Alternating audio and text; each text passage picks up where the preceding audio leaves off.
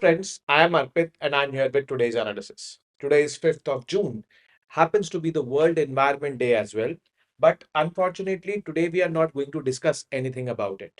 We're going to discuss about the Lok Sabha election results. India has a coalition government to be formed.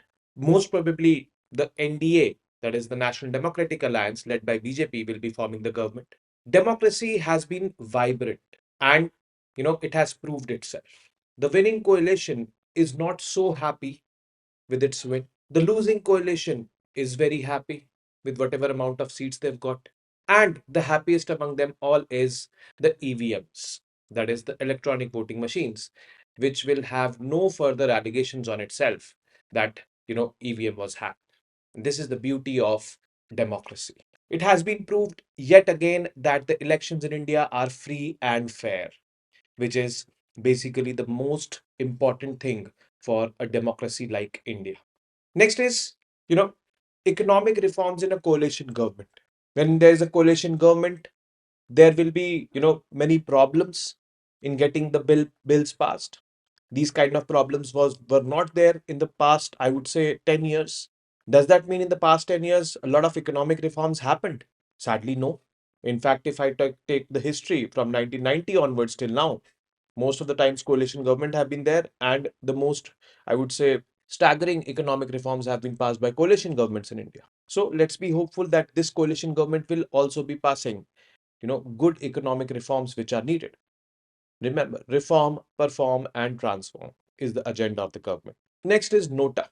Now, the BJP candidate in the city of Indore emerged as the winner, received somewhere around 12 lakh votes or more than that. And on the second position was placed Nota, receiving more than 2 lakh votes, which is the highest ever votes polled for Nota. Nota stands for none of the above candidates, where the electors express their displeasure with the candidates that no one is worthy.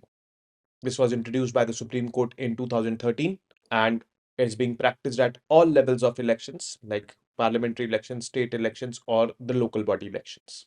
So we will look into the details. So first of all, Lok Sabha election results. NDA has got 293 seats, India 232 seats, others 18.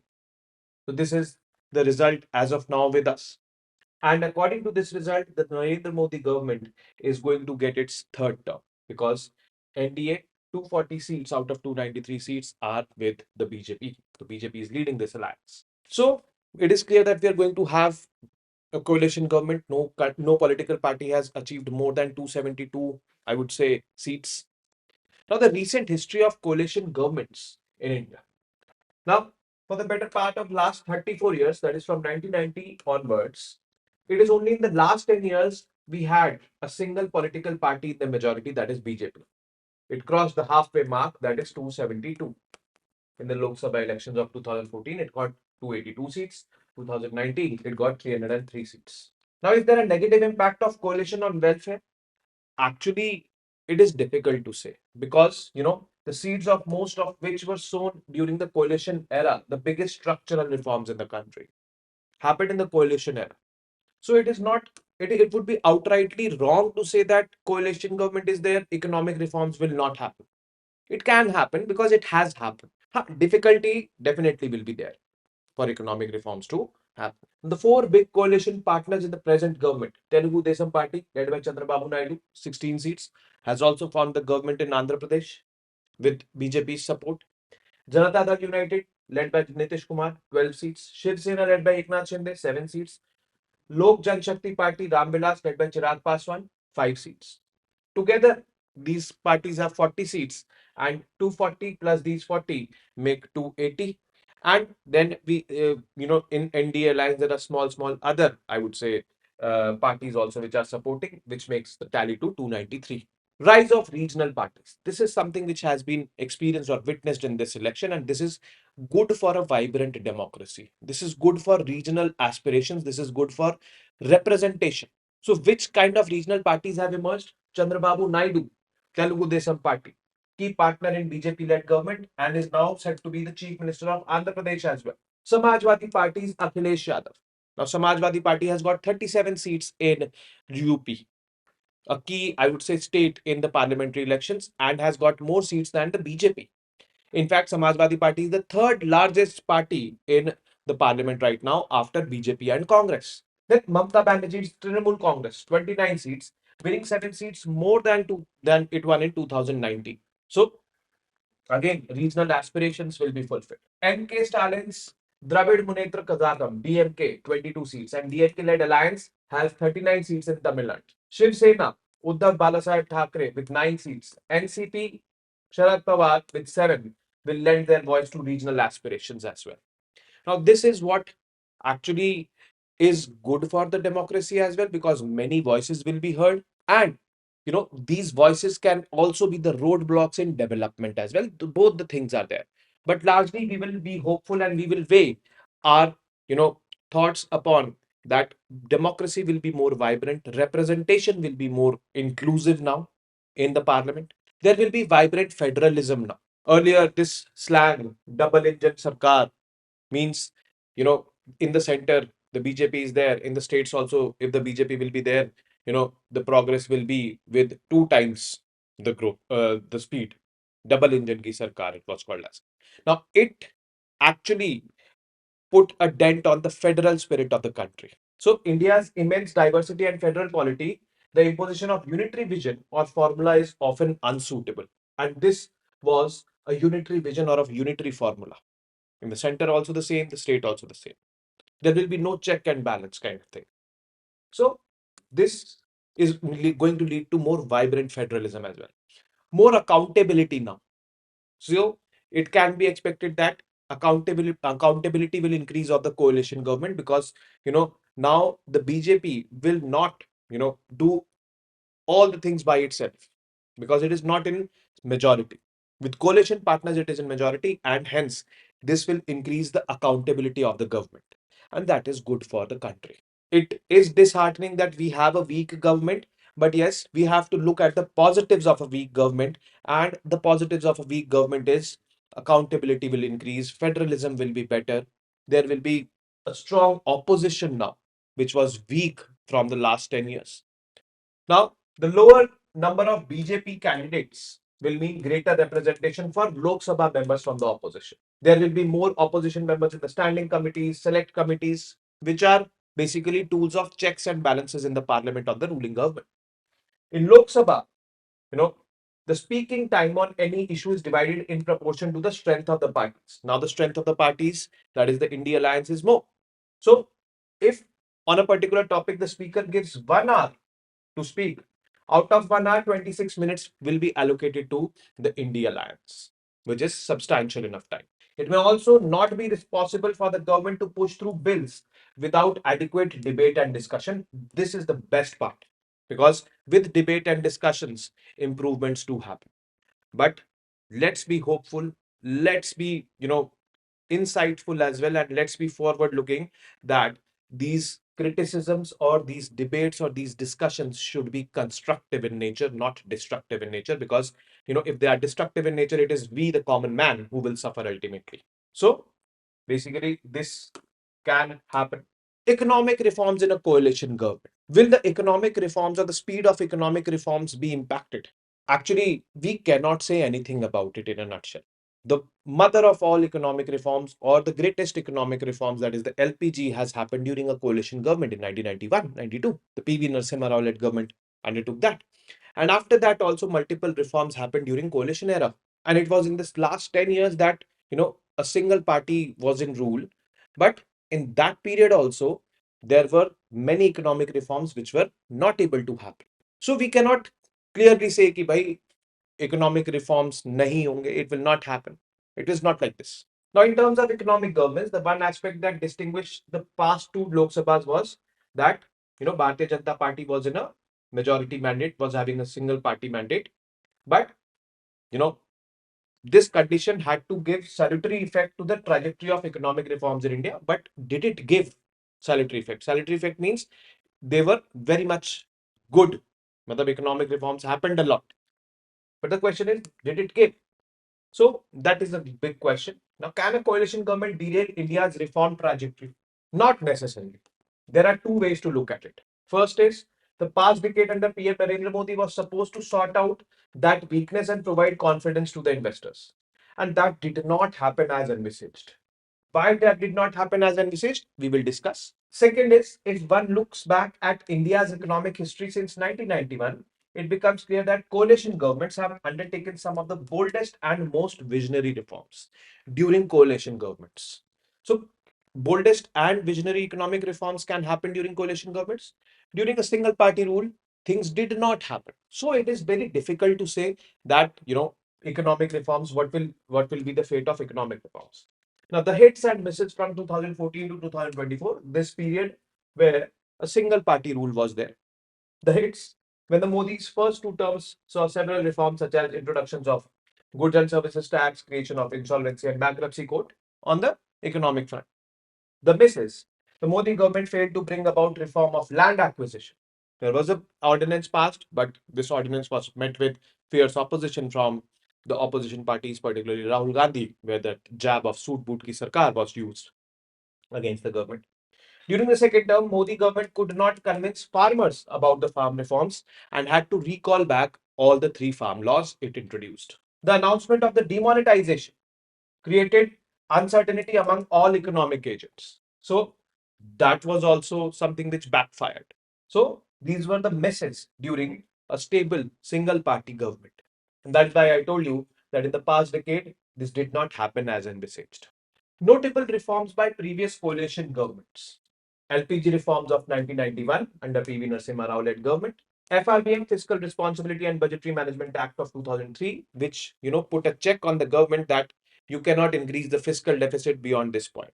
So it was for fiscal responsibilities of the government. Disinvestment of PSUs under NDA government had started. Right to Education Act under UPA government in 2005 it was formed. Then special reforms were undertaken under right-based approach. Right-based approach was the government was giving the welfare as right to the people. If the government was not able to deliver those welfare, then it would be the prerogative of the people to, you know, sue the government in the courts because government is violating that law. So that is called as rights-based approach or legislation-based welfare.